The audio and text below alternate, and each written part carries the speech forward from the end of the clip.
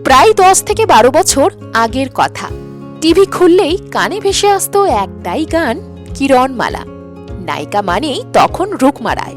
কিন্তু হঠাৎ কি হলো যে নায়িকা থেকে এক লহমায় খলনায়িকা? নেটপাড়ায় শুরু হলো কানা খুশো।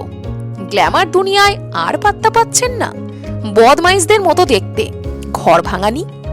একজন অভিনেত্রীর জন্য এর চেয়ে ভারী তকমার কি হতে পারে বলুন তো?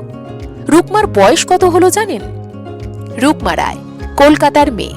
পড়াশোনা কলকাতাতেই, ন্যাশনাল হাই স্কুল থেকে উচ্চ মাধ্যমিক, তারপর বাসন্তী দেবী কলেজ থেকে কমিউনিকেটিভ ইংলিশে স্নাতক। আজ প্রায় 12 বছর ইন্ডাস্ট্রিতে। টেলিভিশনে তার যাত্রা শুরু হয় কিরণমালা দিয়ে। তারপর একের পর এক কাজ, দেশের মাটি, খড়কুটো, ব্যাক টু ব্যাক ধারাবাহিক। তবুও পর্দায় কেন এত বদনাম? কারণ অনেকের মতেই নেগেটিভ চরিত্রেই নাকি তাকে বেশি মানায়। একবার মজা করে রুকমা নিজেই সাক্ষাৎকারে বলেছিলেন, আমাকে কি খুব বদমাইশদের মতো দেখতে? শুধু পজিটিভই নয়, নেগেটিভ চরিত্রেও ফাটিয়ে অভিনয় করেন। বাস্তবে রুকমা ভীষণ হাসি খুশি, প্রাণবন্ত। তারপর এলো সেই বিতর্ক। রাহুল প্রিয়াঙ্কার সম্পর্কের মাঝে নাকি পাহাড় হয়ে দাঁড়িয়েছিলেন রুকমা।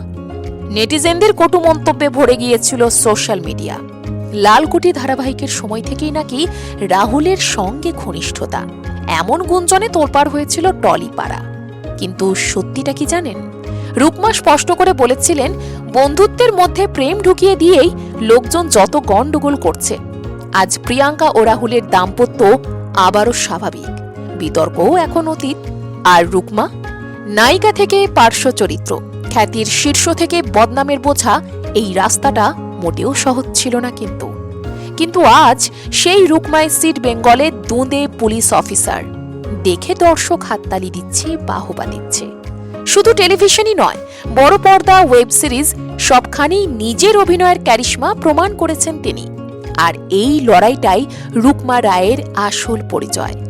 বদনাম পেরিয়ে নিজের জায়গা নিজেই তৈরি করা এক অভিনেত্রীর গল্প। উইকিপিডিয়া বলছে রুকমার বয়স প্রায় 30।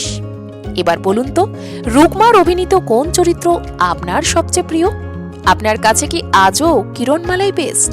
ঝটপট লিখে ফেলুন কমেন্টে।